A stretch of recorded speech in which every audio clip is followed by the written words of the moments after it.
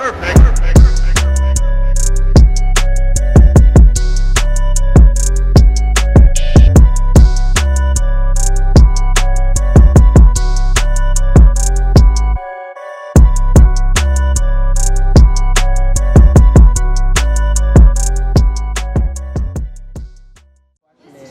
did get promoted, right? Let's say I got promoted to blue belt. This classic case of blue belt blues, where once people get their blue belt, for some reason they go missing. In your experience, what is the blue belt blues? What are the symptoms of it, and what are the causes? Man, I don't know what the... Man, that's kind of a hard one because I never quit. So I don't have the right insight. But you know what? Some of it could be like some people just say, hey, I want to do it so I get a blue belt. But that's kind of dumb because some organizations and some academies promote in a year blue belt if they show up consistently. Like, I think it takes a little bit longer to be a solid, like legitimately solid and like, you know what I'm saying?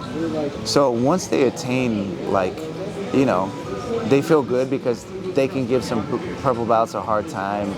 Even though they get beat up or whatever, they still get submitted. Everybody does, right? But maybe they feel a little bit too confident, like, hey, I can, you know, hold their own, you know, which might be true. Solid blue belt could probably hold their own in a street scenario where they're going against a novice or something. For sure, 100% they could actually hold their own with someone that's bigger. That's part of it. In your experience, having corroded blue belts, and they'll train maybe a month or two, but then they just sort of dwindle out. Yeah. You know, I mean, I can think of probably half a dozen blue belts that we've lost over the years. I think. Your experience, I mean, what do you think is behind that? I think it's all individual because they accomplish something, they accomplish the goal, and sometimes they go, okay. It's almost like getting your AA, then you got to go get your bachelor's, then you got to get your master's. Right? Once you hit a milestone, you're like, okay, I did it, and now I'm gonna take a little break, and then that break it turns into a vacation, it turns into a permanent resident like this guy right here, in that laziness, right? So I think that's what happens, and then some people come back, some people don't. But I really think it's just self-complacency. So let me ask you a follow-up question. Because I was hoping you were going to bring something up about, like, I've reached that goal or I've hit that milestone. Yeah.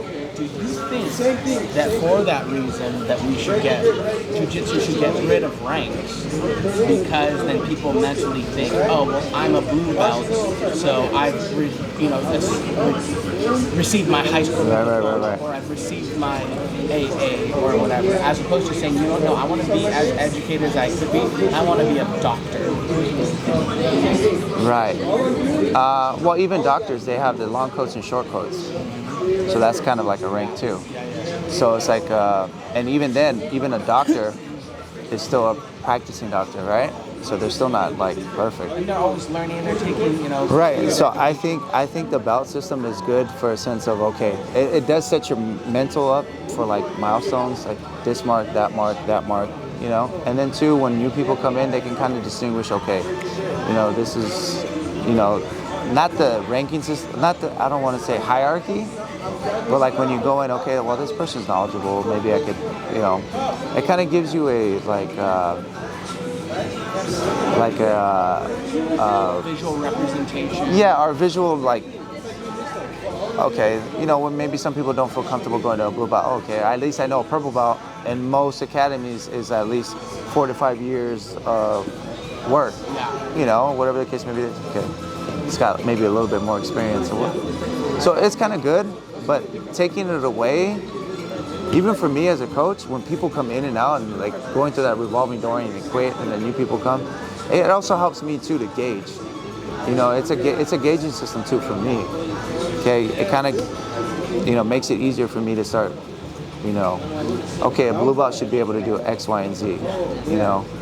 And they should be good. Purple belts should be at this level. So I think that's why it's good too. It like sets benchmarks of like, you know, that kind of stuff. So I think they shouldn't get rid of it, in my opinion, because I think it has its value. But I see where people say why we should get rid of it, because so many people are so stuck on belts. Like our last time we talked, it's not the belts, it's the skill set we're really after, you know? So, I don't know. All these softies. Blue belt blues, keep training. Yeah, don't quit.